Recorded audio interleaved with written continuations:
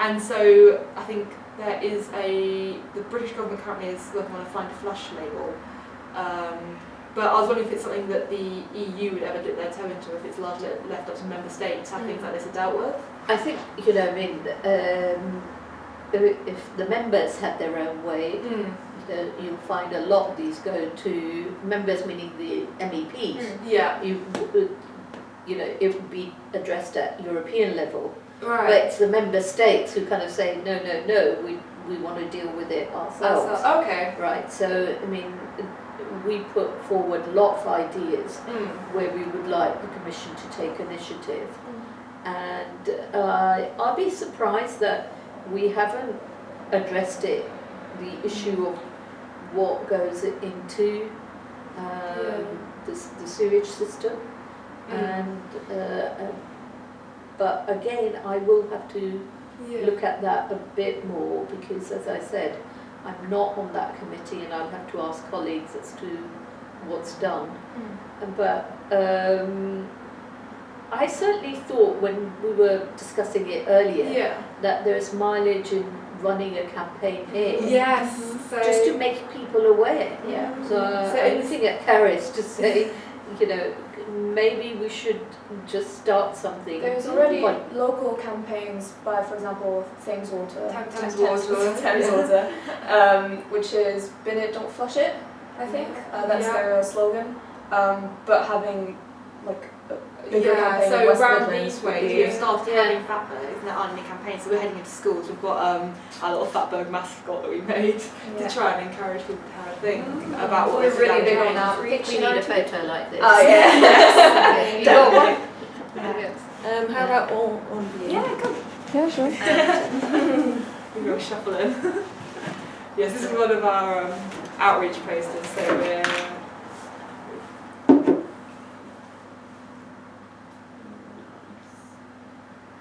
good. Yeah. So do you have a social media campaign on this? We have got a campaign, so we've got our social media accounts that are keeping people up to date with what we are currently working on. On terms of campaign, we're starting to think about starting one, so we want to name our little fatberg mascot. We've got ideas of, I think, Frankie Fatberg and F. Atberg. Because we think that we want to target adults who are in the kitchen a lot, and also we hope that maybe educating children might help as they get older, but adults are a real target. Also students, so freshers at Warwick are going to be our targets this year. But I was thinking, like, we've got all these food colleges here in the university college. They should be part. Yes, that's actually because they are teaching the chefs, the cooks, or people who be running the kitchen. Exactly. So if that message could go out there, I'm quite happy for us to maybe start with a little online campaign on this, and to say, are you aware? Do you want to sign up? Do you want to take it into your school or something like that, or into your college or into your the new website, couldn't we? That's what I was thinking. And also our real hope is we target people who are just entering adult life and just starting to kind of cook themselves a little bit more on their own kitchen. That they'll be really targeted because they'll bring it into adult life. So changing habits is harder than making habits. So targeting people who are just starting to form their own cooking habits might be a good approach, especially those who'll be the ones running the restaurants, which are typically the biggest contributors to that.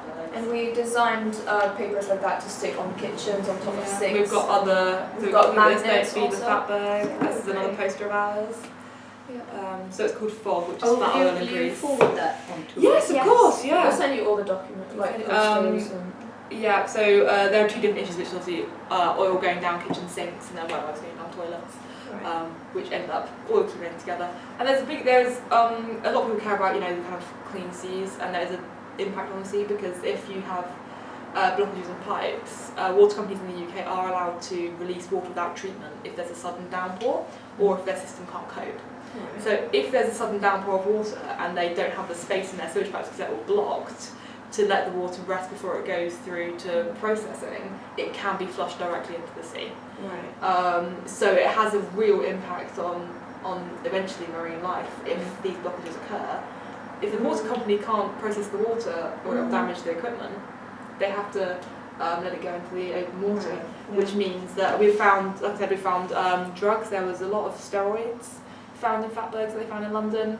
Illegal drugs, bodybuilding drugs. Then ibuprofen, paracetamol also found. Antibiotic-resistant bacteria was found, which is a real concern because that means that potentially antibiotics also making their way down there as well.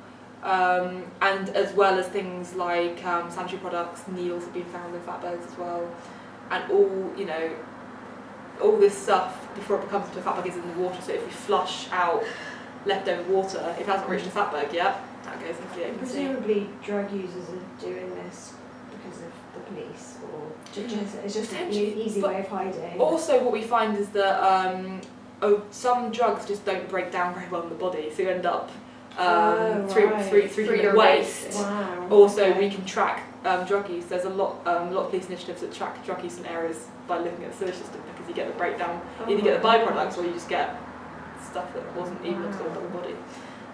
But you end up finding it in the sewers, which means that you end up with bacteria that live down there, exposed to all manner of different pharmaceuticals, which, if that comes up to the surface, can cause a real problem. And it poses a great risk to the sewage workers who have to break down these pipelines.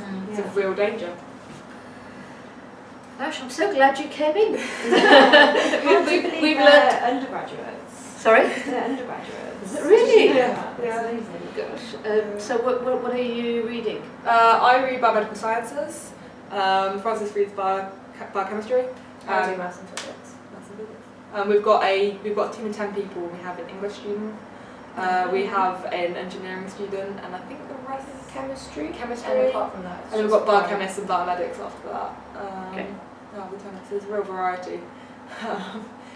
Anyway, so basically, I will, if you draft up the questions, we will tweet them and we'll get those out. Mm-hmm.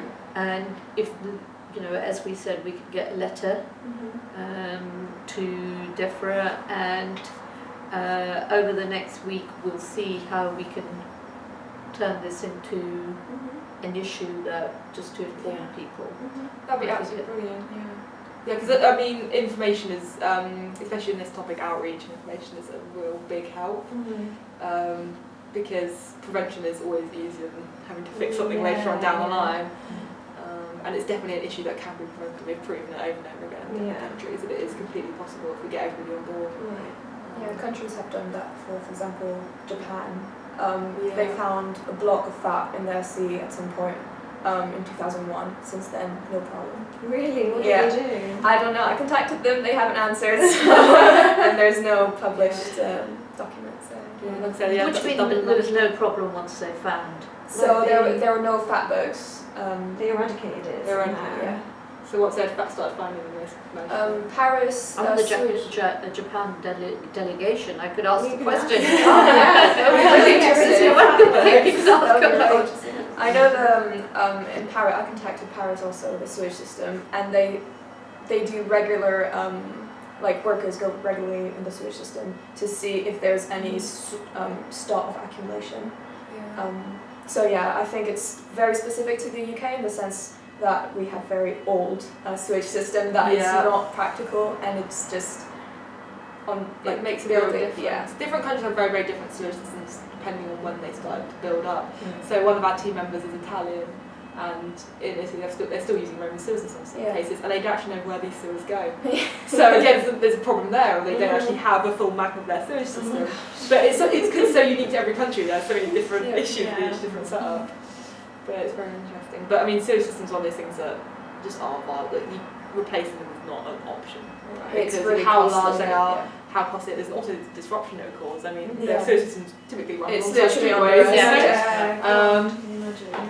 But we really hope it's something that can we can help to fix. But let people know about it. Yeah, no, great. Thank so you. glad to come and talk to you about it.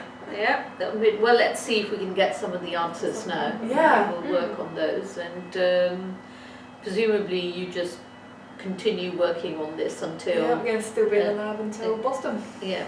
Yeah. So when is Boston? Boston is 31st in of October. 31st of So, October. wow, okay. Yeah, we have the lab up until the 1st big of day. October. Yeah. We have the lab for another 5 weeks, I think, and then after that we have to set up a website where it's got all of the project everything we've been doing, all of our outreach, all of our lab work, all of that on there.